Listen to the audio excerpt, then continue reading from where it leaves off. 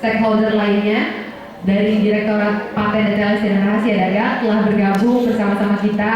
Ada Bapak Victor Adi Kurnia, Manager HR Legal PT Pura Barutama, Bapak Alex Gavair, Tambunan Manager Research Facilities dan Support PT Pertamina Persero, dan Bapak Jugianto, Government Relations of Polytron. Ketiga narasumber ini nanti akan dipandu oleh moderator yang luar biasa dari Ibu Rani Nuradi selaku koordinator pemeriksaan paten.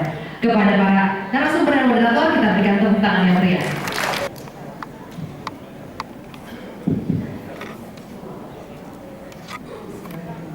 Assalamualaikum warahmatullahi wabarakatuh. Salam sejahtera bagi kita semua. Sebelum kita memulai acara diskusi dengan para narasumber kita yang sangat hebat, izinkan saya membacakan pantun. Jangan lupa dikasih cakep ya. Jalan-jalan ke kampung seberang, mampir kedai minum teh hangat,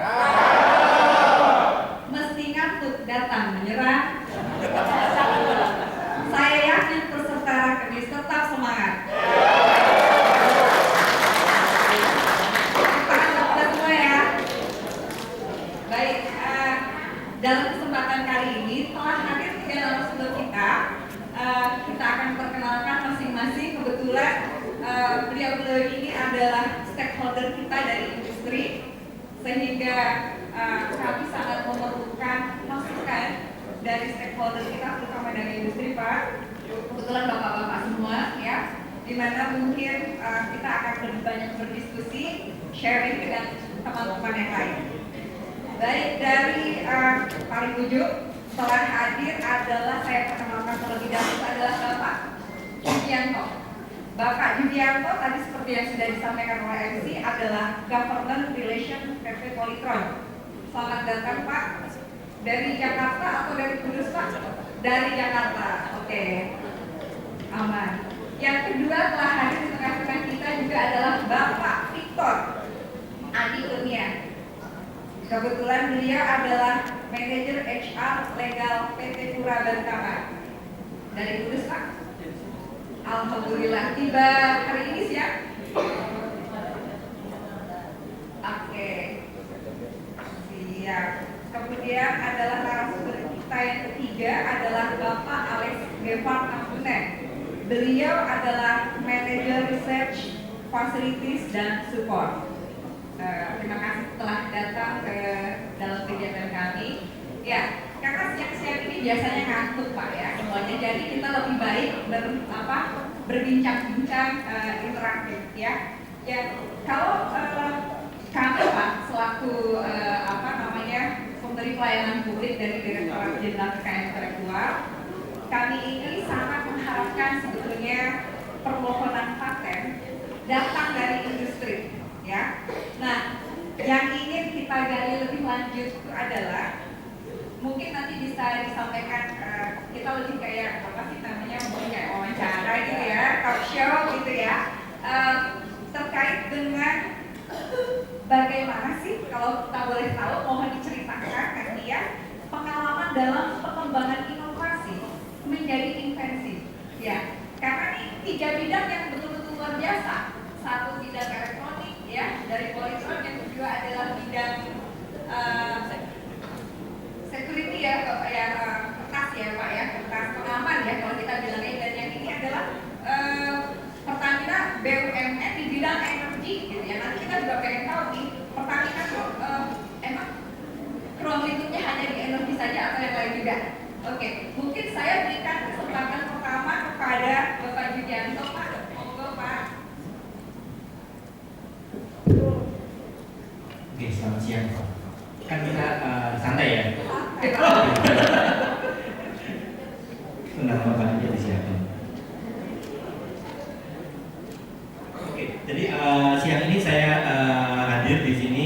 Terima kasih teman-teman. Polytron itu sampai saat ini kita udah 48 tahun ada di Indonesia. HQ kita, headquarter kita itu ada di Kudus. Cuman orang sering salah dengan kantor Jakarta kita. yang sebenarnya adalah kantor marketing. Kita ada dari Wisma Bali Pasifik 2 seperti itu. Nah,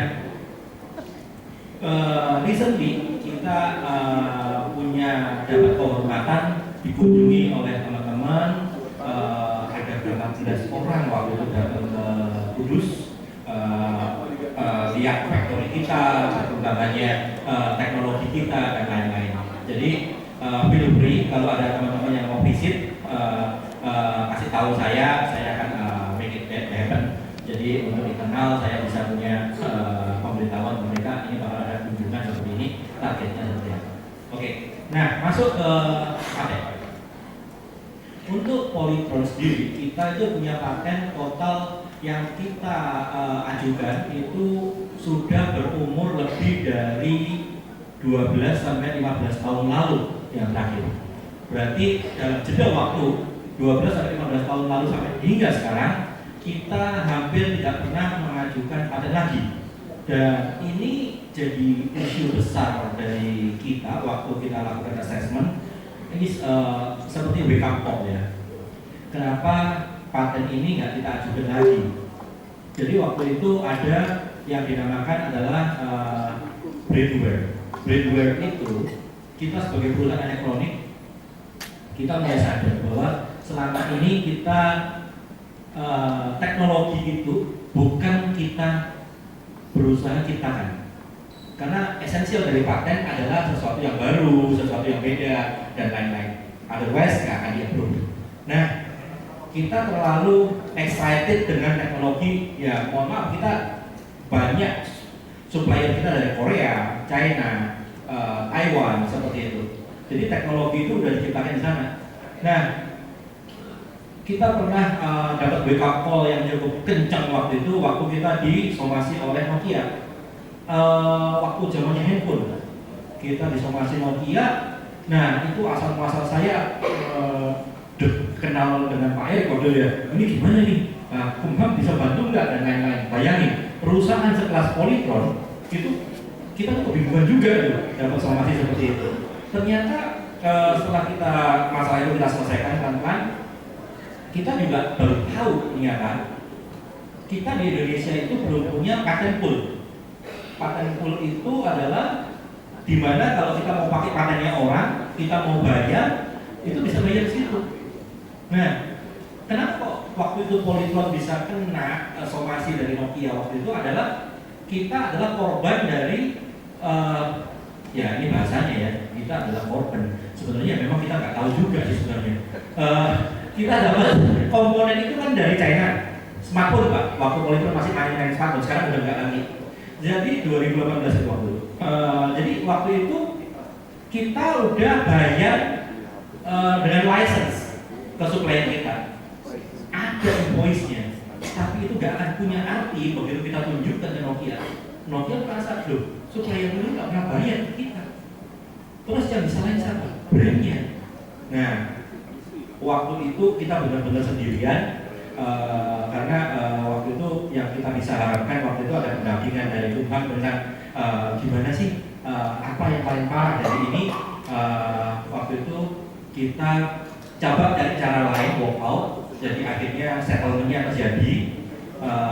Itu backup call kita mulai sadar bahwa ternyata Indonesia juga harus cepat nih untuk berkembang baik dari sisi institusinya maupun dari kita sebagai industrinya.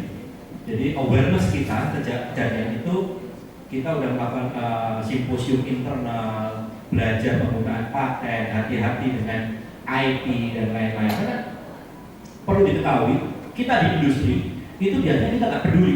Mohon maaf, kata-katanya nggak kasar, nggak peduli sama namanya IP. Tahunya kita beli, kita pakai, kita roll out ke market. Yang punya IP somasi itu IP saya. Duh, saya beli dari Taiwan. Nggak bisa kita ngomong idol ya, nggak bisa. Tetap akan isu pasti.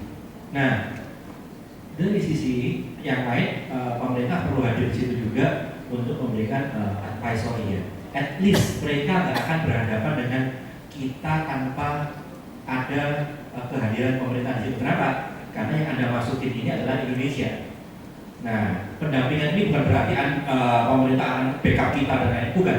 Tapi mungkin langkah-langkah apa yang harus kita sebagai industri perhatikan, baik untuk menjaga kejadian ini tidak ulang atau membereskan kejadian yang sudah ada. Itu waktu itu ada sekitar 8 brand Indonesia. Kalau Anda sekarang lihat handphone di Indonesia itu nggak ada yang brand Indonesia kecuali Aquan, yang lainnya gugur semua. Jadi Aquan itu satu-satunya yang tinggal, Aquan itu satu-satunya yang tinggal, dan itu pun mereka juga punya masalah yang lebih parah daripada dulu waktu kita ada. Jadi seperti itu. Jadi waktu makan saya bilang, adakah teman-teman di Unham nanti untuk divisi di paten yang bisa mulai create yang namanya patent pool. Jadi waktu kita mau bayar itu nggak usah nyari ke luar negeri, kita bayar ke sana karena license-nya barangnya kita pakai. Nah, yang negotiate itu lebih tahu hukum dibandingkan kita yang lebih ke bisnis ya. Nah, meskipun kita punya orang legal kita nggak spesialisasi di paten seperti itu atau IP rights seperti itu ya. Tapi siang ini saya berkesempatan untuk ngomong bahwa kita di industri kita punya isu di brandware kita itu, lihat angka paten yang diajukan itu belakangan di Indonesia pasti akan menurun karena brandware kita juga ikutan menurun. Jadi belum lagi nanti masa uji paten kan sampai 5 tahun kalau nggak salah ya. Masa perlindungan? Iya, bukan diuji dulu. Pemeriksaan, nah betul. Diperiksa tergantung Bapak mau daftar rejim paten sederhana atau paten biasa. Nah, paten biasa. Kalau paten biasa itu kita berdasarkan peraturan perundang-undangan masa pemeriksaan substantif kita adalah 30 bulan. 30 bulan. Ya, sejak membayar biaya pemeriksaan atau kalau membayar biaya substantif atau ketika kita filing Pak sudah membayar biaya substantif itu begitu setelah masa pengumuman itu sudah bisa mulai diperiksa. Seperti itu. Ya. Ini yang bisa terluaskan. Tadi saya ngomong waktu makan tadi itu udah saatnya nih rasanya dari Kumham muncul orang seperti orang ya Prof yang satunya itu yang di Dukcapil untuk sosialisasi lebih membumi. Jadi apa sih paten? Bagaimana pengurusannya dengan bahasa Indonesia ya? Maksudnya bahasanya gampang dimengerti. Karena saat ini kalau kita ke university, kita ke industri, pertanyaan simpelnya kita adalah Anda ngurus paten bisa nggak? Oh nggak bisa, tim legalnya juga bingung juga kayaknya. Nah, itulah keadaan real di industri dan di Indonesia tentang kekurang mengertian kita. Karena kita intinya juga, saya sendiri juga harus belajar juga gitu loh. Jadi salahnya ada di semua sisi nih kita ya. Tapi teman-teman yang punya potensi yang mungkin ada di sini yang tiktokers dan lainnya bisa mewakili institusinya, jangan lupa minta benefit ya. Kalau akunnya naik ya. Bagus itu karena dengan penyampaian daya, coba dilihat di model-model kayak IG dan lain-lain. Bahkan ini saya akan nyebrang, tapi gak jauh-jauh, Kemenku lewat BC itu sudah melakukan gimana sebuah handphone itu bisa diakui masuk Indonesia, email didaftarkan, itu semua ada. Dan jangan salah, waktu sekarang anak-anak muda Gen Z ke bawah itu yang dicari waktu search solusi itu IG, TikTok, Facebook, browsing mulai turun. Itu solusinya cari semua. Jadi semoga bisa follow the flow untuk membagi informasi, penjelasan dengan bahasa-bahasa yang bisa dimengerti.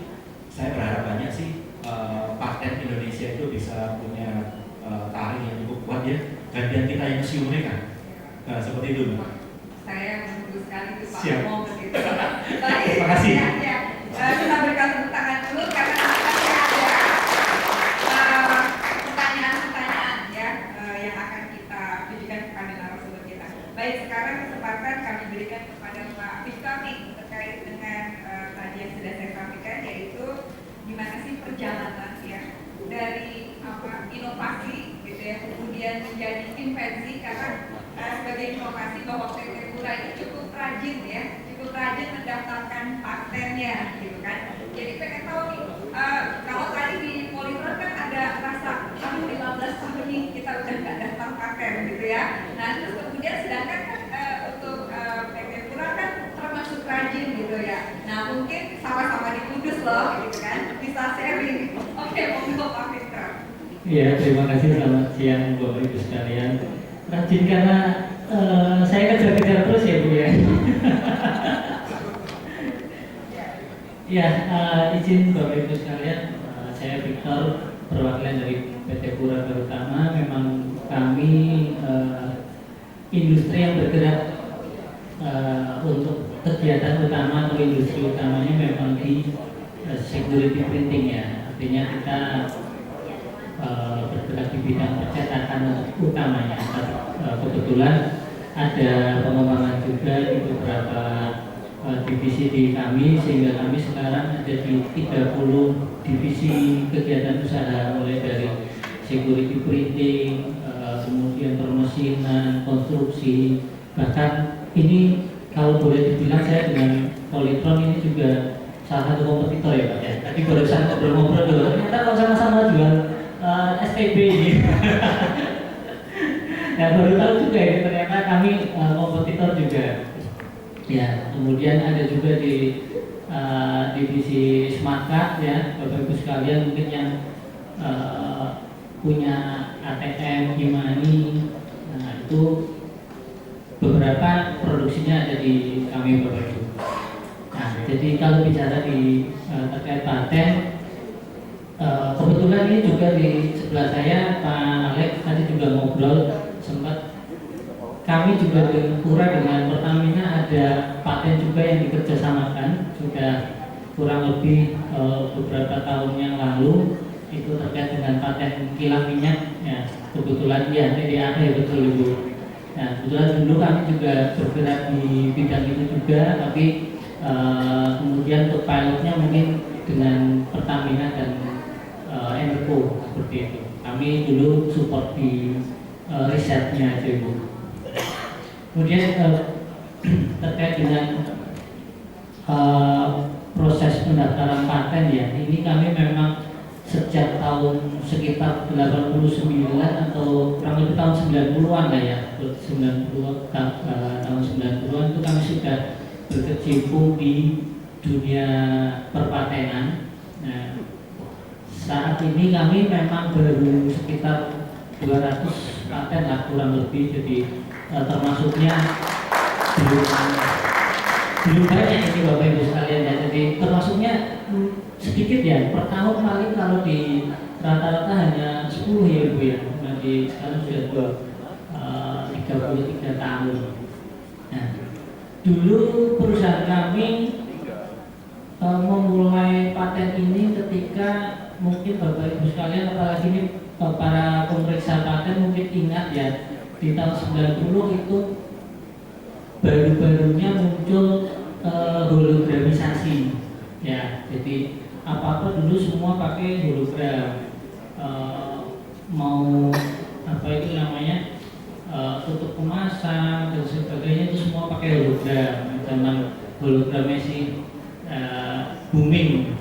Nah, sekarang pun sebenarnya masih booming, tapi sudah banyak sekali inovasinya, terus aplikasi di security-nya itu sudah sangat canggih. Bahkan sekarang ini kami sedang mempersiapkan juga paten hologram yang 3D juga seperti itu.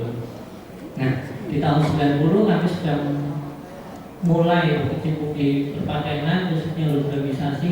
Itu kami daftarkan untuk memang produk kertas ya, kertasnya memang karena kami di basic produksinya itu di dunia kertas security. Salah satunya yang terkait dengan hologram adalah pita cukai. Ya, pita cukai di bea cukai kami produksi sampai dengan kertas uang, ada security pengamannya, benangnya dan sebagainya, itu juga semua kami daftarkan patennya Bapak Ibu Saudara. Jadi untuk perkembangannya dari tahun ke tahun, dari tahun sekian sampai dengan sekarang cukup sangat amat pesat ya Ibu ya. Jadi perkembangannya memang luar biasa dari tahun ke tahun terkait dengan inovasi, terkait dengan segala macam perkembangan baik digitalisasi dan sebagainya. Sekarang kami kalau bicara Pura ini pabrik kertas uang ya, Tapi kami juga melihat di beberapa tahun kemudian nanti itu diproyeksikan semuanya digital. Mungkin saja ya kami berandai-andai ya, karena kan kami di dunia bisnis tidak bisa sesuatu yang pasti ya Ibu ya. Jadi berandai-andai ketika nanti zamannya kertas sudah hilang. Nah, kami mau produksi apa nih? Kertas uang sudah nggak ada misalkan. Nah, ini sudah mulai eranya sudah berganti dengan digitalisasi, ada e-money, ada segala macam. Nah, ini juga kami harus terus berinovasi, terus mencari gimana caranya nih supaya perusahaan kami tetap hidup.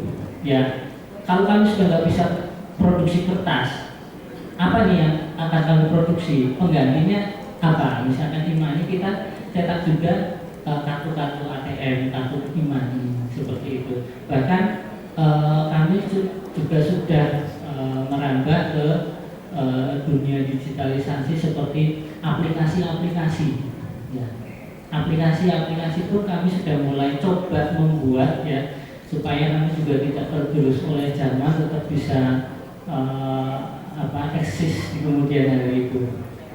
Ya, mungkin kurang lebihnya itu dulu. Nanti saya simpan untuk menjawab pertanyaan selanjutnya itu. Siap. Ya, begitu. Terima kasih. Selamat siang. Terima kasih Pak Peter. Oke, kesempatan berikutnya saya berikan kepada Pak Alex, Bapak.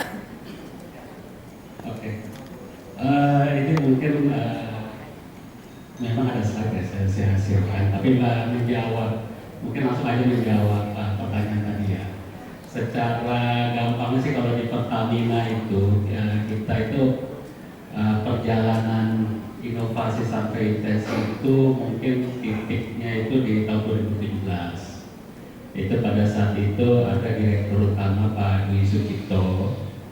Ketika dia menjabat, itu pertanyaan pertama, ini Pertamina perusahaan nomor 1 Indonesia nggak punya research center dibandingkan Petronas, dibandingkan yang lain gitu kan. Harus dibikin suatu research center, suatu fungsi tersendiri yang mengintegrasikan riset-riset dari seluruh fungsi seluruh direktorat di Pertamina. Jadi ketika itu kami kirim orang dari Malaysia, China segala macam gitu. Sampai akhirnya kita susun suatu roadmap riset. Roadmap riset Pertamina 10-20 tahun ke depannya itu mereka memberi masukan, Jepang lagi develop ini, Amerika develop ini, Eropa develop ini. Oke, itu yang kita siapkan. Gitu kan. Kebutuhannya seperti apa? Kita perlu researcher seperti apa? Dan ini semua harus dijadikan suatu fungsi khusus. Pada waktu itulah berdiri riset teknologi center Pertamina. Jadi sebelum 2017 itu seluruh perusahaan-perusahaan Pertamina, Pertamina Lubrika, Pertamina Marketing, apa segala macam itu di bawah Pertamina Persero. Mereka ada paten, ada hak cipta segala macam dengan tujuan masing-masing. Gitu, kan? Apakah ini terkait komersial, apakah ini terkait improvement, terkait problem solving segala macam. Nah itulah yang menjadi tugas research center, riset teknologi center Pertamina itu mengintegrasikan semua. Oke, kita kelola semua, kita cek satu persatu mana nih yang bisa kita kembangkan bareng, mana paten yang memang bisa kita komersialkan, mana yang ini nggak jelas nih tujuannya, tidak sesuai roadmap segala macam. Lalu berjalannya waktu 2020-2021 mulailah holding subholding BUMN. Pertamina sebagai pionir di mana kita membuat subholding yang bertujuan lebih bertujuan lebih ke arah meningkatkan bisnis Pertamina. Ada subholding upstream, hulu, jadi yang terkait pengeboran minyak dikumpulin semua. Yang terkait pemasaran, subholding pemasaran. Yang terkait refinery, subholding refinery. Termasuk juga kita sudah ada subholding power dan renewable energy. Pertamina Power. Kita istilahnya waktu itu kita kita ambil PGN Joint masuk ke kita, jadi satu gas, lalu juga ada marine logistik. Nah, semenjak itulah yang kita upayakan agar subholding ini berkembang, bagaimana mendukung mereka, riset apa, inovasi apa yang bisa kita support. Jadi di kami punya researcher yang upstream, yang downstream, yang NRE. Kita setiap tahun mulai ada subholding alignment. Kita coba mereka butuh apa, oke kita bisa bantu apa gitu. Nah itu, jadi kira-kira seperti itu perkembangannya, dan paten itu yang bisa menjadi komersial. Nah mungkin kalau sekilas nanti bisa di slide-slide terakhir itu ada kita yang cukup kita banggakan karena diapresiasi juga oleh Pak Presiden waktu itu. Kita ada riset sebelumnya. Nah ini sebagai contoh katalis di mana akhirnya membentuk suatu joint venture sendiri. Ada Pertamina Persero lewat Pertamina Lubrikan, ITB lewat Inovasi ITB, Pupuk Indonesia lewat Pupuk Kujang. Masing-masing ada share-nya di situ. Tujuannya apa? Kita berusaha terkait pengembangan biofuel, green fuel Pak Jokowi yang berasal dari turunan minyak kelapa sawit. Nah, ini bagaimana katalis untuk mendukung pengolahan di kilang-kilang Pertamina. Jadi harapannya dengan katalis ini maka kita tidak perlu impor katalis. Nah, itu mungkin di slide next-nya. Nah ini yang sudah groundbreaking, menjadi salah satu proyek strategis nasional yang diharapkan launching di dalam waktu dekat ini. Dengan targetnya itu kalau kita kita produksi katalis, kita bisa dapat revenue sekitar 6 miliar per tahun PTPL, di mana terdapat royalty fee dari paten katalis itu. Kita bisa sekitar 3 miliar per tahun. Jadi ini merupakan salah satu contoh real hasil paten dari dan hasil sinergi juga antara Pertamina dengan institusi lain. Jadi ini merupakan salah satu contoh yang patut kita banggakan. Jadi mungkin sekilas seperti itu. Mungkin saya tunggu pertanyaan-pertanyaan berikutnya. Terima kasih ya.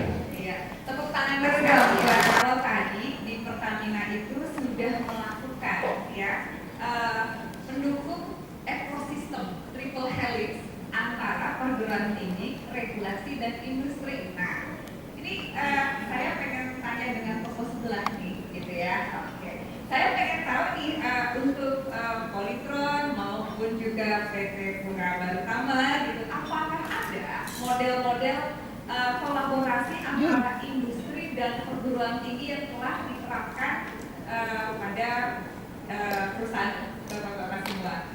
Silahkan. Ini sama-sama kudus dan silahkan saling mendahului. Jadi oke, good question, pertanyaan yang bagus banget, dan itu buat kita komentar juga di ceritanya. Waduh. Jadi gini, industri nggak bisa lepas dari university, karena mereka adalah talent pool kita. Tadi kalau itu patent pool, ini talent pool. Jadi tiap tahun kita akan berurusan terus dengan namanya university seluruh Indonesia, dan Polytron engagement paling baru yang akan membuat sibuk tim dari tata letak terpadu nantinya. Ini kita bahkan tahun depan kita bakal happy banget dengan Anda, karena kita baru saja membentuk suatu yayasan, nama kerennya Foundation, namanya itu Indonesia Chip Design Collaborative Center, ICDEC. ICDEC ini baru dibuat 2 minggu lalu. Sekarang dokumennya lagi di pull ke Kemenkumham juga untuk dapat approval. Nah, kalau ini sudah terjadi nantinya, itu akan tempat ada 12 university yang memiliki fakultas teknologi elektronik terutama yang bergabung di dalamnya. Saat ini ada 12 university seluruh Indonesia.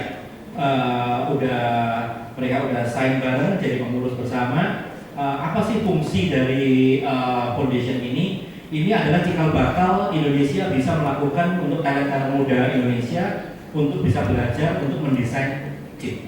Karena kita sadar chip ini jadi the next oil ya. Jadi oil bisa habis, nanti rokok bisa habis, tapi chip ini nggak akan bisa lepas kita dari yang namanya chip.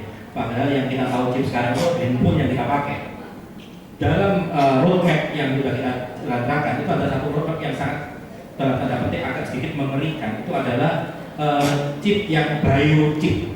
Biochip itu adalah badan kita bisa menerima eksistensi dari chip itu di dalam badan kita. Itu akan diinsert di bawah kulit untuk memberitahu kita kondisi kita seperti apa. Itu dalam pattern sekitar per 5 tahun 10 tahun. Targetnya adalah 10 tahun dari sekarang. Itu biochip yang dinamakan itu. Jadi jangan dibayangkan chip itu kayak IC. Itu betul IC yang sekarang Anda lihat. Tapi ke depan IC ini dalam bentuk gel. Jadi bukan lagi dalam bentuk keras. Dan kita dengan bangga mengumumkan ini kemana-mana. Karena apa? Pemerintah Indonesia juga lihat strategik dari semiconductor ini cukup menggiurkan. Karena semua negara kalau dibilang negara maju itu punya bisnis semiconductor. Nah, Polytron bersama 12 university ini membentuk yang dinamakan foundation baru ini, berharap anak-anak Indonesia bisa mulai ngerti cara menggambar chip itu gimana, cara mendesain chip itu bagaimana. Replikasi yang kita harapkan 100 orang per tahun. Jadi dalam 5 tahun ke depan ada 500 orang yang mengerti cara untuk mendesain chip di Indonesia. Seperti itu.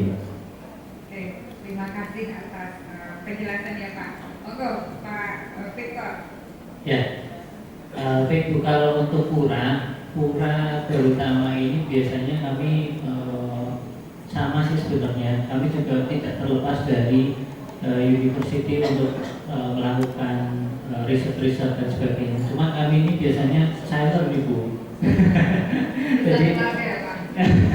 Jadi mungkin kalau yang lainnya ada semacam kerjasama dan sebagainya, kami biasanya itu mendatangkan dari pihak university untuk hadir di pura, riset bareng, menemukan sesuatu bersama seperti itu yang nanti misalkan bisa menjadi sesuatu teknologi baru dan sebagainya, itu nanti baru kita akan bicara ke kerjasamanya. Nah, sebagai salah satu contoh mungkin yang bisa saya sharingkan adalah waktu itu kita kerjasama dengan ITB terkait dengan alternatif bahan bakar alami. Ya, tahun kemarin mungkin kalau tidak salah 2022 Pak Menteri SDM juga kunjungan dan mencoba langsung waktu itu untuk hasil teknologinya berupa bahan bakar itu dicobakan di sepeda motor dan dia memang sama kualitasnya dengan BBM yang ada saat ini. Nah, cuman saya hanya untuk masalah ini bagaimana kurang paham, tapi yang jelas ada Bu, jadi kami dalam mereka. Oke, terima kasih Bapak. Kalau pertanyaan Pak, selain ITB masih ada lagi yang lain nggak?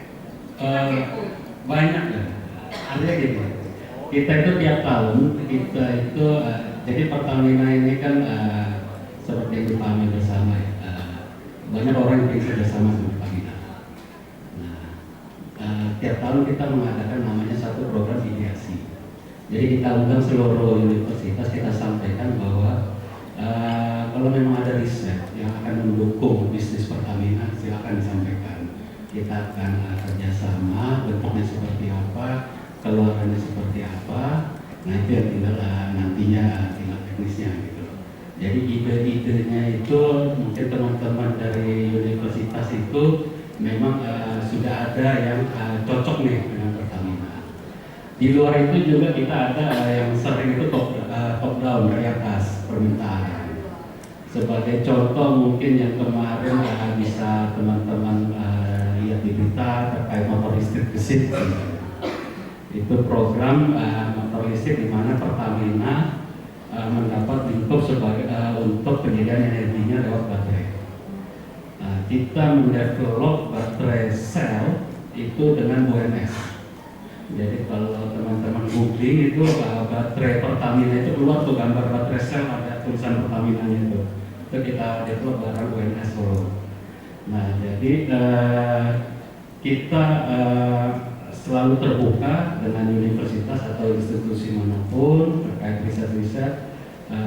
Tinggal nanti challenge-nya itu apakah ini memang akan ada titik cerah di depan gitu loh, bisa komersial. Itu yang pasti nanti akan di-challenge oleh manajemen kami, karena harapannya jangan sampai ini effort, waktu, biaya itu dikeluarkan itu menjadi sia-sia, menjadi buku saja gitu kan. Jadi seperti itu kira-kira ya kalau arahan dari manajemen kami depan ini. Siap. Nah, kita ini sebetulnya masih baru sesi 1 nih Pak, masih terkait inovasi, belum terkait layanan di JKI khususnya paten. Saya ingin memberikan kesempatan ya kepada Pak Akademik gitu ya untuk mengajukan pertanyaan atau mungkin ingin mengetahui ya lebih dalam gitu terkait dengan inovasi, invensi dari Bapak Ibu semua. Monggo.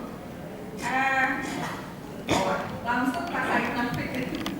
Ini masih ada pertanyaan dari oke. Silakan Mas Gawan. Terima kasih atas waktunya. Mohon izin bertanya Pak, Pak Jogianto dari Politron terkait tadi yang saya dengar terkait penanaman chip ya di tubuh manusia itu, saya sempat baca apakah nanti itu sistemnya seperti RFID. Nah kalau memang seperti itu, sekitar saya berpikir ketika nanti semisal ada biohacker gitu ya, bagaimana mitigasi risiko dari device tersebut? Terima kasih. Pak Widianto ya. Oke, satu pertanyaan lagi.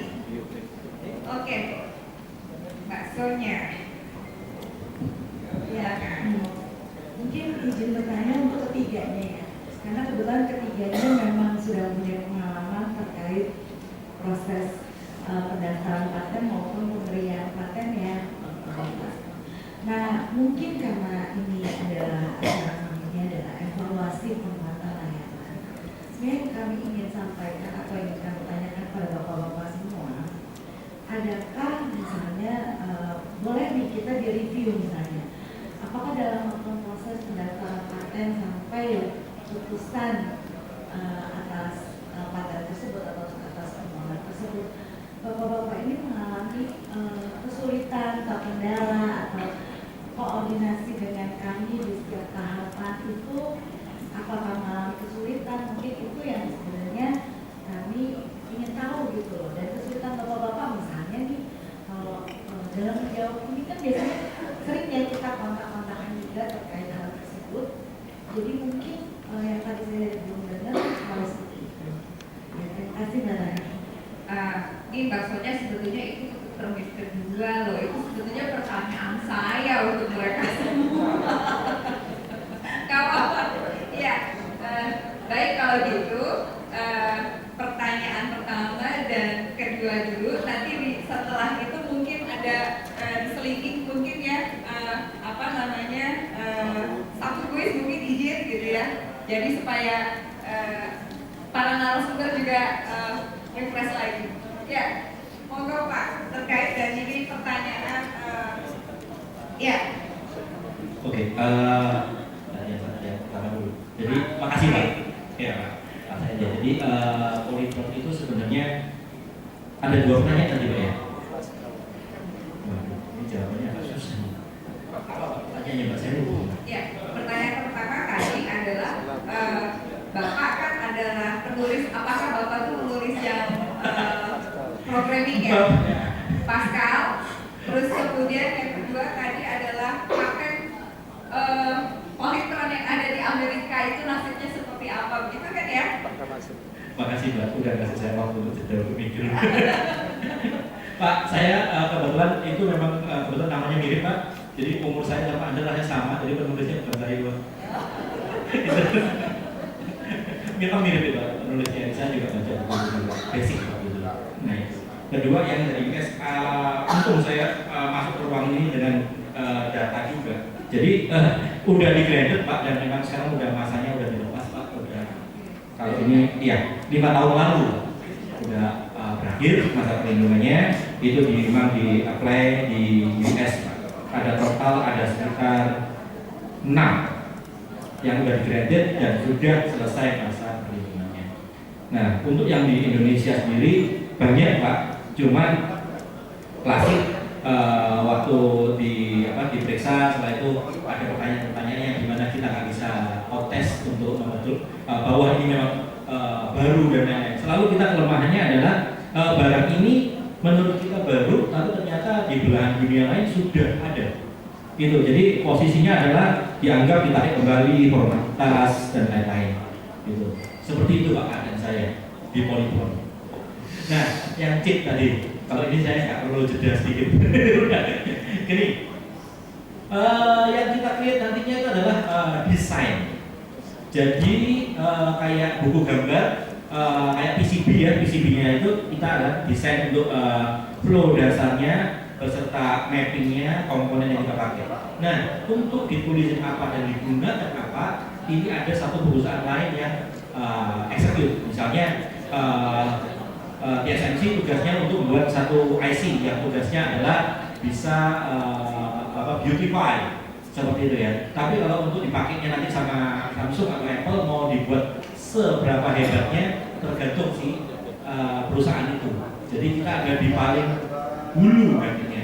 Karena Indonesia jangan lupa pemerintah sekarang lagi mengejar semua serba hulu ya. Jadi semangatnya kita hulu. Gitu ya. Seperti itu. Jadi ke depan nanti kalau udah jadi kita share lagi, gitu. Makasih. Mesti rahasia ya Pak. Yang terakhir tadi, nah kalau apa akan jawab langsung sekarang sesi sekarang? Kak, nanti Oke. kita mau tanya pengalaman masing-masing Pak. Untuk di sesi. Ya silakan. Iya, terima kasih. Pertanyaannya tadi terkait dengan paten kami biomas ya Pak ya, atau bahan bakar dengan sumber tanaman jarak. Jadi memang betul Pak, di tahun 2010 kalau tidak salah ingat itu kami memang mengembangkan bahan bakar dengan bahan tanaman jarak Pak. Kami kebetulan punya pada saat itu invest kami di daerah Gunung Kidul Pak, yang cocok untuk ditanami tanaman jarak di sana. Jadi luas juga kebetulan, tapi erat kaitannya dengan program pemerintah ini Pak. Ya, jadi memang di sisi inovasinya, di sisi hasil temuannya sebenarnya memungkinkan untuk kita lakukan pengembangan lebih lanjut, kemudian sampai dengan nanti konsumsinya seperti itu. Cuma di tengah jalan memang karena dari pemerintah kemudian tidak ini lagi, akhirnya kami tutup Pak memang Pak untuk industri itu. Nah, kebetulan tanahnya pun di sana masih ada, tapi tanaman jaraknya sudah hilang semua Pak. Tinggal 1-2 yang masih bertahan hidup Pak. Begitu. Jadi memang kebetulan untuk paten yang terkait tersebut memang akhirnya tidak bisa kami kembangkan lebih lanjut seperti itu ya. Mungkin itu dulu. Terima kasih. Ternyata di industri ada dead value juga ya Pak ya. Silahkan Pak. Baik, mungkin yang saya cuma satu ya Pak ya. Kalau saya boleh ulang, pertanyaannya tilang balongan itu apakah menggunakan paten Pertamina ya? Ya. Jadi kalau saya kurang paham benar ya, artinya ketika itu dibangun seperti apa.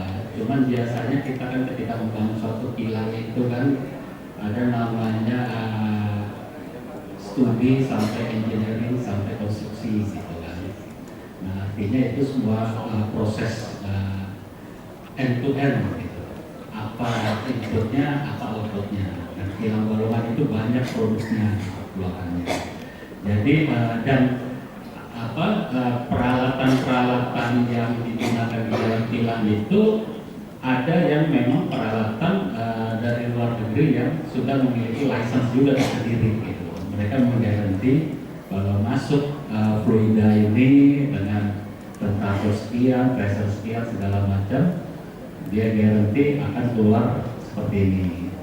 Dan itu mungkin next masuk ke proses. Nah itu jadi lalu ada pembuatan paten untuk misalnya menghasilkan produk-produk tertentu gitu kan. Nah itu mungkin saya mesti menanyakan dulu ke teman-teman Kilang. Jadi kita teman-teman Kilang ini apalagi sejak subholding ini itu mereka selalu berusaha berinovasi karena mereka sudah tahu nih di luar BBM ya seharusnya mereka bisa menghasilkan produk-produk lain yang mungkin secara kuantitasnya kecil tapi secara value-nya besar dan ada nilai ekonomisnya.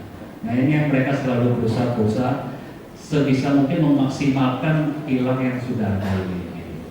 Nah ini kita mendapat usulan-usulan beberapa paten-paten proses gitu, yang diharapkan bisa menambah added value dari kilang tersebut, sehingga jika nanti misalnya secara keekonomian produk ini bisa masuk di market Indonesia atau bisa diekspor, segalanya sudah siap, kita sudah siap gitu untuk memproduksinya. Sebagai contoh, mungkin kemarin sudah dengar Pertamina mulai develop bahan bakar etanol 20%, sudah mulai trial. Nah, artinya apa? Ada proses baru di situ, apakah itu di mixing atau diproses. Kalau yang sekarang berjalan, misalnya B30, B40 biodiesel, itu hanya mixing saja. Nah, kedepannya ada lagi gasolin GME, gasolin etanol. Lalu ada lagi yang lain, bioaftur. Jadi yang kemarin juga baca di berita Garuda sudah mulai flight test. Jadi seperti itu sudah mulai ada patennya gitu. Jadi apakah itu nanti akan diterapkan di kilang baru, yaitu nanti tinggal kesiapan dari untuk kilang tersebut developnya seperti apa. Ini yang kita terus alignment khususnya dengan Kementerian SDM, Pak. Jadi ada beberapa proyek-proyek, mereka juga paham konsepnya Pertamina, mereka juga berusaha stakeholder lain dari sisi anggaran misalnya dengan Kementerian BUMN, keuangan, lalu dari sisi pengguna misalnya dengan asosiasi itu mereka menjembatani juga. Seperti itu. Terima kasih. Ya, terima kasih. Oke, kita berikan tepuk tangan untuk disampaikan kepada kami gitu. Bagian-bagian mana saja sih yang dirasa sulit atau kurang dipahami atau dimengerti gitu ya. Sehingga ke depan gitu ya, kalau misalnya dari ketiga industri ini aja sudah sudah bisa melalui tahapan-tahapan tadi, kami juga akan mengharapkan bahwa ke depan industri-industri yang lain juga mungkin akan daftar paten dan juga bisa menggerakkan perekonomian nasional. Jadi ini juga kan soalnya tadi yang ditanya oleh Mbak Sonia gitu ya. Nah, semoga kita sebentar. Saya lagi permohonan paten yang paling banyak itu di industri saat di dapur Pertamina. Ya, ini saya berikan kesempatan dulu ya kepada Pertamina karena biasanya permohonan paling banyak, kendalanya paling banyak dong, kan seperti itu. Ya, silakan. Baik, mungkin kalau untuk kendala ya, sebelumnya juga kalau salah minggu lalu atau 2 minggu lalu di Kemayoran Pak Selamat mungkin saya sudah memaparkan ya terkait penggunaan aplikasi Sakti ya. Di situ sudah saya sampaikan ada beberapa concern dari kita. Misalnya di saat itu secara item-item itu misalnya ada yang harus upload 2 kali misalnya terkait gambar, lalu juga misalnya loadingnya kok lama sekali gitu dibanding websitenya secara IP-nya, lalu juga misalnya kita ada beberapa case itu antara Saki dengan yang sudah secara umum muncul itu kok kayak gak match gitu loh. Di sini dibilang sudah granted, di sini masih out process gitu loh. Jadi Jadi ada seperti itulah. Dan pada saat itu kan dari IT-nya juga sudah paham lah terkait itu. Tapi di luar sakinya sendiri, saya lihat sih memang karena dari kami sendiri juga researcher kami itu banyak yang baru mengeluarkan usulan-usulan paten gitu kan, permohonan paten. Jadi dan rata-rata itu jadi biasa itu kan lebih dari satu orang ya, lebih dari satu orang. Jadi ada yang sudah pengalaman, ada yang sama sekali belum berpengalaman. Nah itu yang kita pahami ada koreksi-koreksi. Nah, jadi memang dari kaminya sendiri juga memang baru ada pengalihan gitu. Artinya benar-benar kita full in charge itu di awal tahun ini. Jadi itu yang kita upayakan. Seperti contohnya tahun sebelumnya itu kan kita sempat ada acara bareng di Bandung tuh, waktu itu asistensi bareng. Di situ kita bisa kejar beberapa paten, akhirnya bisa deliver di tahun ini. Nah ini juga yang kita coba usulkan agar tahun ini juga kita bisa ada kegiatan asistensi bareng lagi gitu, mungkin di bulan September nanti, karena kita ada sekitar 30-an, 39 atau 40 paten on proses, yaitu yang teman-teman researcher ini saat ini ya mengejar-ngejar gitu kan, karena ketika itu granted mereka kan ada nilai tambah di situ gitu. Jadi seperti itu. Jadi mudah-mudahan apa yang kami usulkan itu bisa kita laksanakan bareng-bareng. Jadi di luar itu sih saya pikir tidak ada masalah yang serius. Saya terima kasih banyak atas kerjasama, khususnya tim-tim pemeriksa yang ketika kita menanyakan sesuatu, perlu konfirmasi segala macam, itu cepat sekali. Mungkin itu dari kami. Pak, sebentar Pak, saya mau tanya, bagian mana, di bagian mana yang merasa itu paling challenging?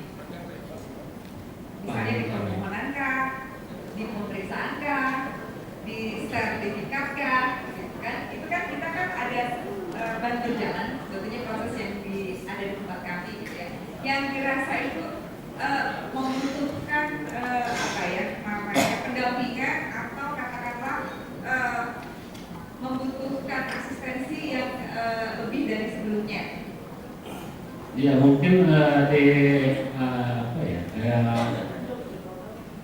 permohonan ya, artinya Maksudnya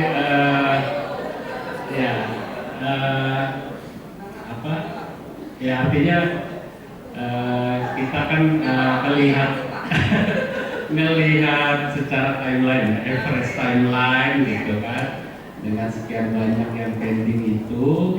Nah cuman memang di kami juga kadang-kadang kan ada kendala juga gitu. Sebagai contoh, ternyata surat pemberitahuannya dari DJKI itu ke Pertamina di Geraha Pertamina bukan Gambir ya.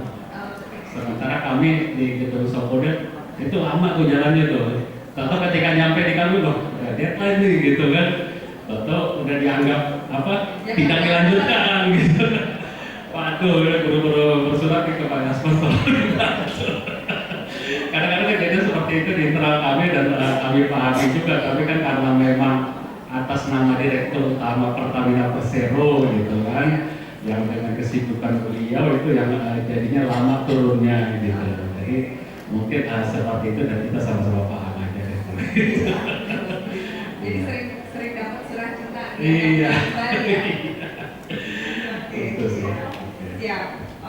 Saya persilahkan kepada Pak Victor. Ya, terima kasih Ibu. Sesi curhat ini ya Bu ya berarti ya. Curhat yang sampai plong gitu. Iya. sebelum curhat mungkin saya kasih apresiasi dulu boleh ya Bu ya. Oh, boleh. Maksudnya kan sebelum nanti ada koreksi-koreksi saya kasih yang enak-enak dulu Bu.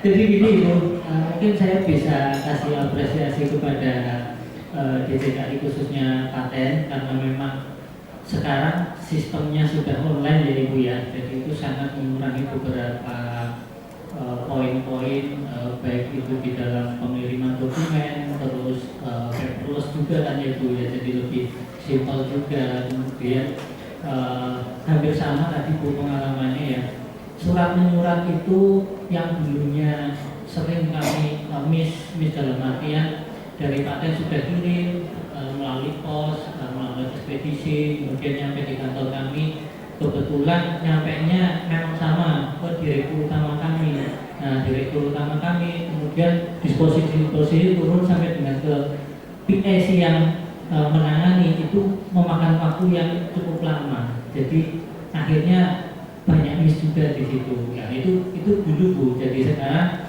memang di sistem online ini kami apresiasi sudah sangat baik, sangat maju Ibu. Jadi banyak keuntungan yang bisa kami peroleh dari situ. Bahkan dulu Ibu, kami karena kantor kami itu di Kudus, dulu itu waktu masih manual, permohonan manual, kami sampai istilahnya menanam satu orang di Jakarta Ibu, khusus untuk PSC yang ke kantor paten untuk melakukan pendaftaran, misalkan ada perbaikan paten yang ke kantor paten, beliaunya yang langsung hadir di Jakarta. Karena kan kalau kami dari Kudus ke Jakarta bolak-balik juga cukup repot Ibu. Nah, dengan online ini juga memang sangat membantu kami, perbaikan-perbaikan ataupun kendala bisa kami upload dan bisa diterima di teman-teman di paten sini.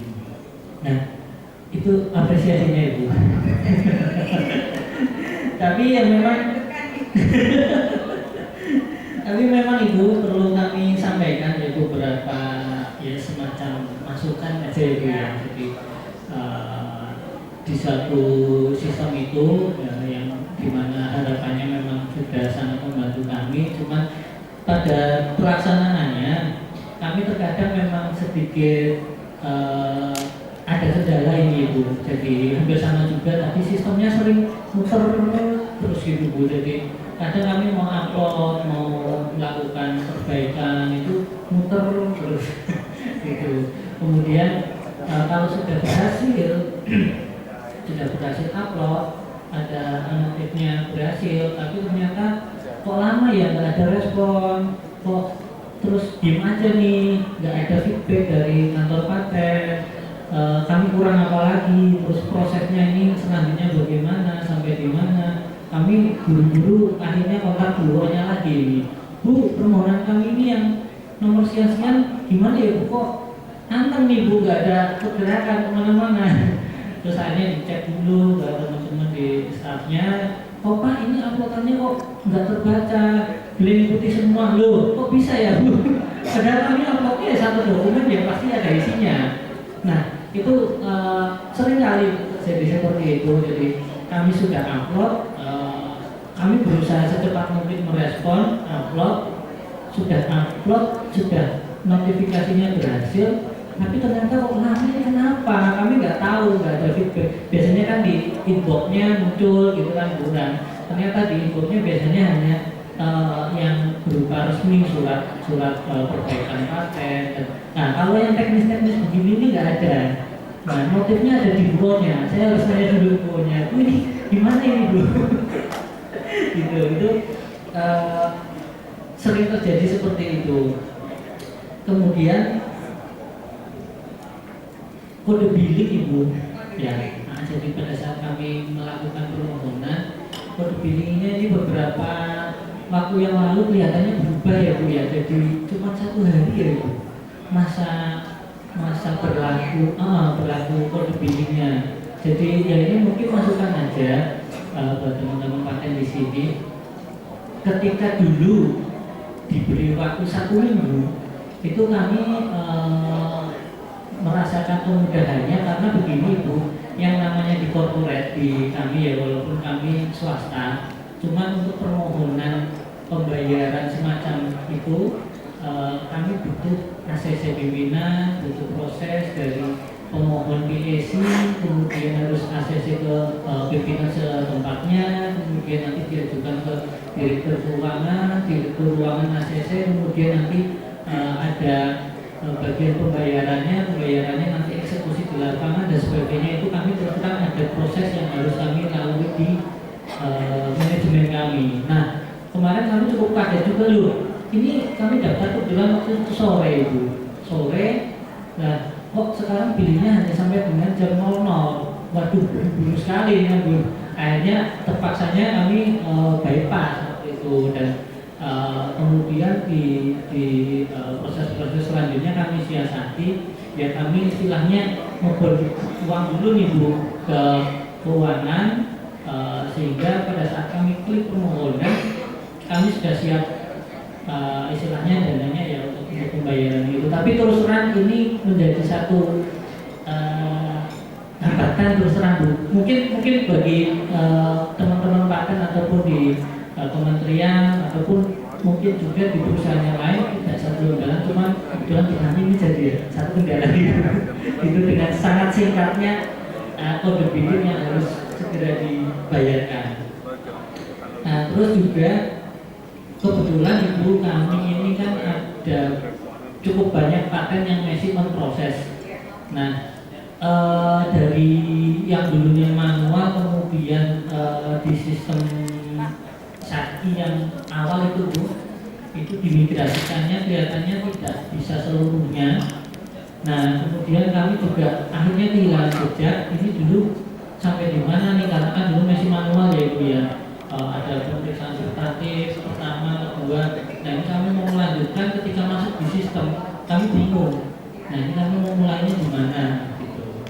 Nah, itu juga satu kendala. Segera. Tapi sama sih, intinya sistem yang baru perlu dikembangkan. Jadi nanti kan kita dari sisi pengguna ya. Jadi banyak yang nggak kita kayak lost in translation waktu kita tahu ini di siapa. Nah, di situ nggak ada kayak biasanya kalau di web itu di bawahnya itu kan ada marking, mohon diisi dengan detail sebagai berikut dengan yang diminta itu ini. Nah, setelah itu juga mungkin gini, UI UX-nya lebih diperhatikan karena gini, kayak untuk submit date itu kita lihat ada beberapa perbedaan antara MMDDYY, setelah itu ada DDMMYY, itu masalah kecil, cuman kadang-kadang lupa submit aja semua kan gitu ya. Wah ini, jadi singularasi dari UI UX-nya perlu direview ulang total. Setelah itu ada satu yang untungnya boleh cuma satu case-nya sih. Satu aplikasi kita yang sudah branded 2015, harusnya udah masih harusnya ada di webnya Haki, tapi statusnya dihapus. Nah itu coba tuh bersurat, telepon dan lain-lain, tapi sampai sekarang nggak ada kabar. Ya udah kita nggak punya kepentingan di situ, biarin aja sama anak. Ini baru waktu ada event hari ini saya kasih data nih, ini statusnya udah branded Pak, ada di web Haki, tapi dengan statusnya dihapus. Nah, setelah yang lainnya ada statusnya tadi itu update statusnya mungkin progress itu mungkin bisa kalau kita sering kan pasti sering pakai online ya, beli barang itu ada di deploy di mana dan lain-lain, itu lebih detail. Ini ada di sekretariat mana, atau di direktorat mana, siapa yang handling dan lain-lain. Nah, kayak gitu. Setelah itu kalau memang diperlukan ada beberapa segmen yang mungkin ada quality of service-nya, misal di divisinya aja itu bisa diselesaikan dalam waktu US-nya 5 hari misalnya. Nah, nggak semua. Kalau misalnya ada beberapa segmen yang bisa itu cuma prosedural aja ya, bukan kayak pemeriksaan dan lain-lain yang butuh waktu memang. Nah, interaksinya juga di aplikasi yang baru itu mungkin bisa dibenahi kayak teman-teman dari pajak ya, itu ada WA-nya itu nggak sekedar langsung ditanya ke orangnya masalah itu, tapi ada tiketnya juga. Jadi setiap masalah itu kita nggak perlu ngulang dari awal dengan nyebutin tiketing itu, langsung list problem, issue dan lain-lain, nama PT-nya semua kebuka semua. Jadi siapapun yang handling cuma tarik nomor tiketnya berapa. Nah itu datanya udah ke mapping semua itu. Kapan dimulai diajukan, pembayarannya kok telat dan lain-lain. Nah kalau di perusahaan sama sih, kalau pembayaran dalam waktu 1 kali 24 jam pasti issue. Itu jadi kalau saya sih prefernya mungkin seminggu tadi make sense. Memang di sisi DKI juga ini lama banget seminggu gitu ya. Cuman ya proses di tempat kita kadang-kadang ya meskipun sudah menggunakan online approval, cuman yang namanya direktur yang atau siapapun yang approve itu ada kesibukannya sendiri-sendiri nih. Kayak saya gini ya, sambil ngomong gini approve. Nah, mereka yang di sana nggak mau tahu tuh ceritanya. Ini gila udah 2 jam kamu aja belum di-approve. Nah, kan? Seperti itu. Jadi banyak hal yang terutama kalau kita ngomong aplikasi itu harus ada teman-teman yang run terus-terusan itu masalahnya. Tapi ya interaksi dari aplikasi itu semakin hari semakin bagus sih kalau dikembangin terus seperti itu. Cuman ya hati-hati sama data lah ya, karena ini datanya lebih sensitif daripada dari kementerian-kementerian lain. Kalau di Kemenperin kita data email, kalau di sini adalah data dari invention kita, meskipun belum tentu di granted, cuman namanya data. Nah ini apa namanya misalnya udah pakai comply dengan encryption dan lain-lain seperti itu membuat kita lebih tenang gitu ya.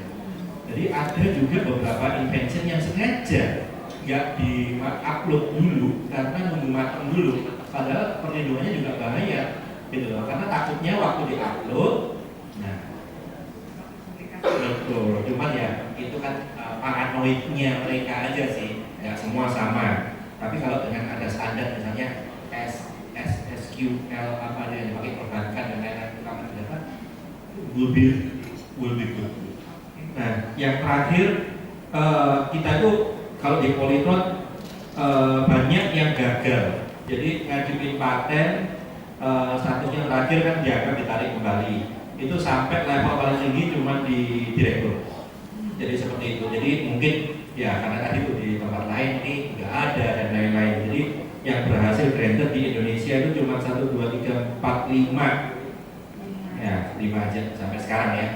Terima kasih. Ya, baik. Saya mau tanya dulu ke Pak Sonia, kira-kira kan pertanyaannya itu terkait dengan ini atau ada tambahan sebelum saya memperkenalkan kesediaan Pak Direktur mereka? Cukup ya? Oke. Baik, ini izin Pak Direktur, berhubung para stakeholder kita sudah curhat, sesi curhat sebetulnya Pak Adit, mungkin kami mohon arahan kepada Bapak gitu ya, supaya betul-betul kompak kira-kira nanti Direktorat Paten akan melakukan apa untuk perbaikan ke depan. Terima kasih.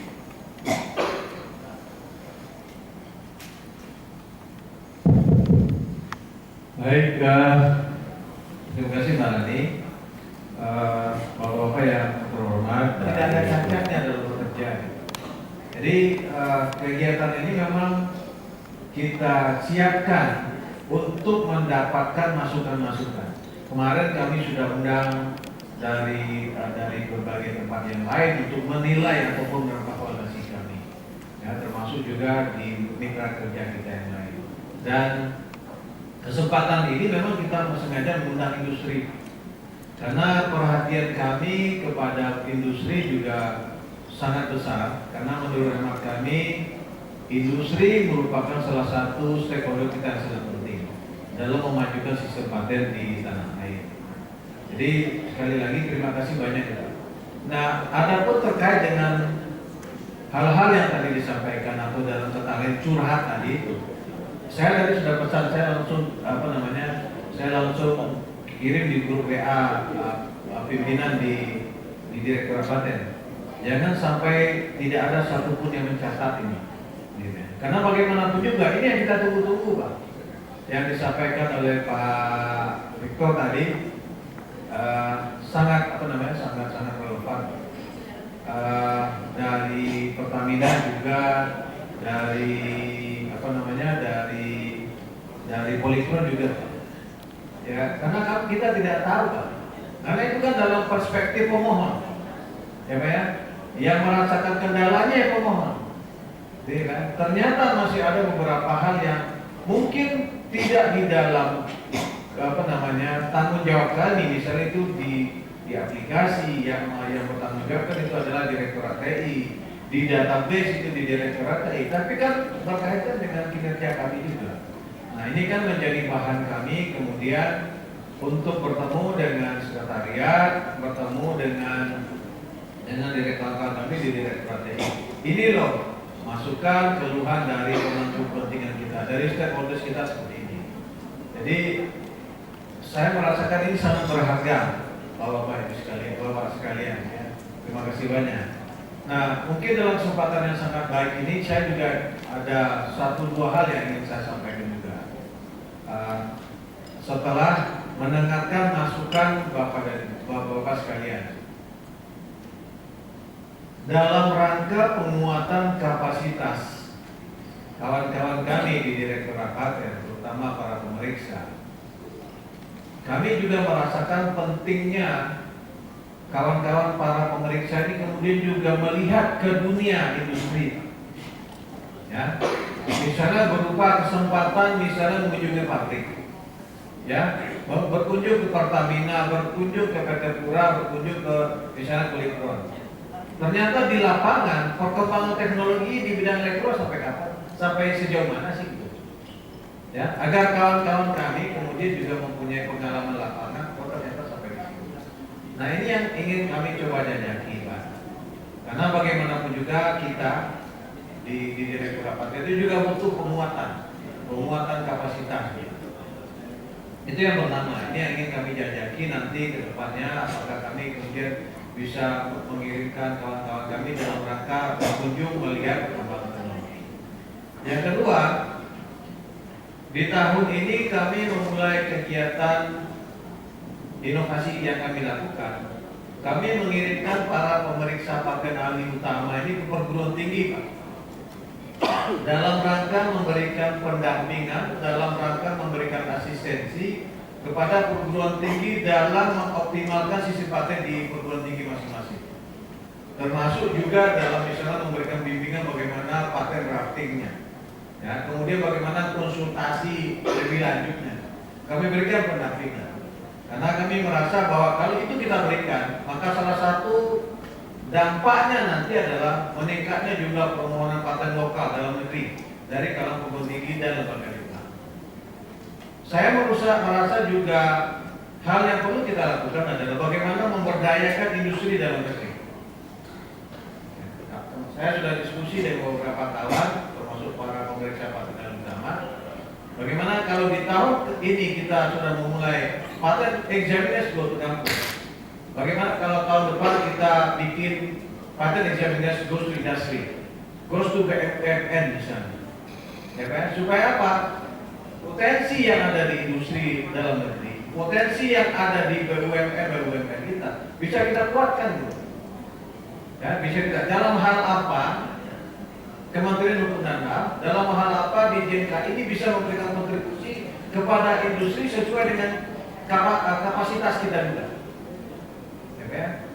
Kita memiliki sumber daya manusia yang seharusnya paham. Kemajuan terkini di bidang teknologi itu seharusnya kawan-kawan kami yang paling paham. Karena kemajuan teknologi terkini itu ada di dokumen paten. Nah, sekarang bagaimana mengoptimalkan potensi itu, gitu ya? Maka saya ke Pertamina juga sudah sempat sounding ke salah satu Vice President di Pertamina. Boleh nggak nanti kawan-kawan saya ke Pertamina nanti kira-kira seminggu kayak 2 minggu atau sebulan kayak kita tempatkan pemeriksa kita di sana. Kira-kira kita bisa saling kontribusi apa? Ya, mungkin juga nanti ke industri, Pak. Ya, ke industri. Karena keinginan kita adalah kantor paten itu bukan hanya sekedar memproses permohonan, kontribusinya harus lebih dari. Nah ini melalui kesempatan yang sangat baik ini, Pak, ini merupakan penjajakan kami terlebih dahulu, ya, terkait dengan 2 hal ini. Mudah-mudahan kedepannya kita bisa ketemu mungkin di forum yang lebih kecil membahas rencana ini, kunjungan ke industri, kunjungan ke BUMN, ataupun juga bagaimana memberdayakan kawan-kawan kami ini untuk industri ataupun BUMN ke depan. Saya sudahi dengan sekali lagi terima kasih banyak atas partisipasi dan kedatangan Bapak-bapak dalam kegiatan kami ini. Saya yakin kawan-kawan yang mendengarkan semua bisa mencermati ternyata masih banyak yang perlu kita sempurnakan. Satu hal lagi yang sebelum saya lupa ini. Tadi Bapak dari Politron menyampaikan sekarang ada ini sebuah proyek nasional. Proyek nasional yang akan berpengaruh besar kepada Indonesia ke depan. Ada sebuah yayasan yang dibentuk, foundation yang dibentuk untuk chip design. Kalau proyek ini akan berjalan lancar dan sukses, Pak, salah satu implikasinya adalah bagaimana kami mengelola sistem desain tata letak sirkuit terpadu. Nah, itu artinya, Pak, kami di Direktorat Paten juga harus bersiap sekarang. Jangan sampai sudah booming, sudah itu dulu, kami berpikir oh ternyata ada itu. Jadi terima kasih banyak nih, Pak. Ini info yang sangat penting bagi kami, karena kami juga sudah harus siap-siap dari sekarang. Tadi saya sudah infokan kepada Bapak, di tahun ini kami sudah siapkan aplikasi online-nya untuk penyampaian permohonan DTLST. Nah, itu kan harus kami asah terus, Pak. Harus kami uji coba terus, harus kami sempurnakan terus, sehingga nanti ketika industri siap, kami juga sudah siap. Ya, termasuk SDM-nya. Sekali lagi terima kasih Bapak Ibu Bapak sekalian. Terima kasih atas kontribusi yang luar biasa dalam kegiatan kita. Terima kasih. Masih Pak Rani. Terima kasih Pak Direktur atas arahannya. Saya sekali lagi selaku moderator menyampaikan terima kasih kepada para narasumber yang telah luar biasa memberikan sharingnya kepada kami semua. Tak lupa kami juga menyampaikan permohonan maaf kepada seluruh peserta apabila ada perkataan atau hal-hal yang kurang berkenan lainnya. Wassalamualaikum warahmatullahi wabarakatuh. Kami serahkan kepada MC Mari diri mana yang terbaik. Berebut Pak. Satu ya? Satu aja, Bu. Satu pembicara satu orang. Satu pembicara satu orang. Monggo Pak. Pasti jawabannya satu-satu. Ya. Oke, tadi yang bertanya adalah Pak Said Nafi, kemudian adalah Mas Gawar, kemudian satu lagi kalau nggak salah Bu Sonya, ya kalau gitu bertiga maju ke depan. Satu lagi.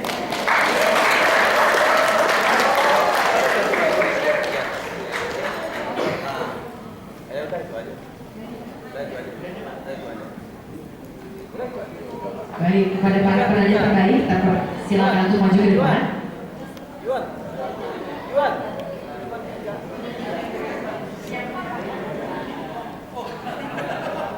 Izin juga Bapak Direktur untuk memberikan hadiah. Baik, teman-teman, kita persilahkan terlebih dahulu narasumber untuk memberikan hadiahnya kepada para penanya. Kita siap.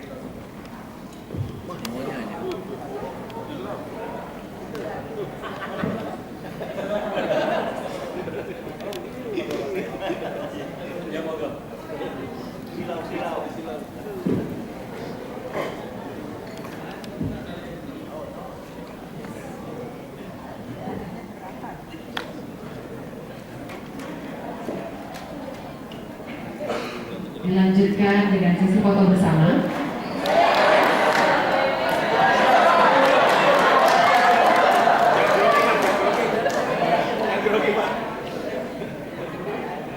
Jadi Bapak Ibu foto bersama di tengah terlebih dahulu.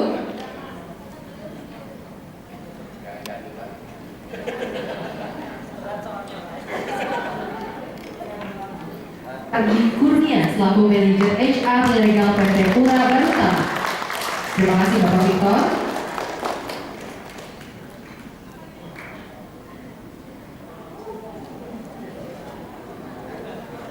Piagam penghargaan selanjutnya diberikan kepada Bapak Alex Gafair Tambunan selaku Manajer Research Facilities dan Support PT Pertamina Persero. Terima kasih Bapak Alex.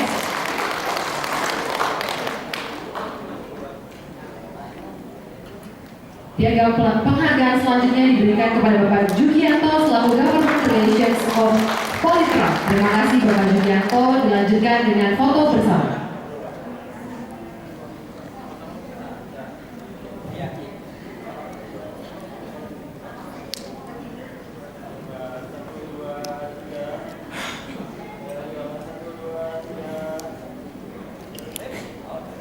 Terima kasih Bapak Direktur dan Bapak narasumber. Kami perkenankan untuk kembali ke tempat duduk. Kita berikan tepuk tangan sekali lagi yang meriah.